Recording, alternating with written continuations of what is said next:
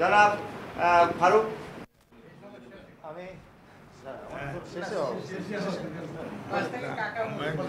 নবনির্বাচিত বিপুল ভোটে নবনির্বাচিত চেয়ারম্যান জনাব রাজীব আহমেদ তালুকদার উপস্থিত আছেন আমাদের নলুয়াইনের রফিকুল ইসলাম সবুজ ভাই উপস্থিত আমাদের শিক্ষক সমিতির কেন্দ্রীয় কমিটির সাধারণ সম্পাদক সেটি উপজেলায় আমরা প্রায় দেখি যে উপজেলা পরিষদে এই যে এই দায়িত্বহীনের জায়গাতে আমরা করার কিছু নাই, সেই জায়গাটিকে আপনাকে আমরা পাবো। আর এখানে একটা টিম গঠন করব যারা সুবিধা অসুবিধা সমাধান, তারা এই টিমটার কাজ থাকবে, তারা সক্রিয়ভাবে বাকেরগঞ্জের কোথায় কি সুবিধা অসুবিধা আর সমাধান কি আছে তারা এটা নিয়ে কাজ করবে, আমার সাথে কমিউনিকেট করবে, কোথায় কি করলে ভালো হয়, কি করা দরকার সেটা নিয়ে আমরা কাজ করব। এরকম কিছু সিস্টেম আমাদের ডেভেলপ করতে হবে।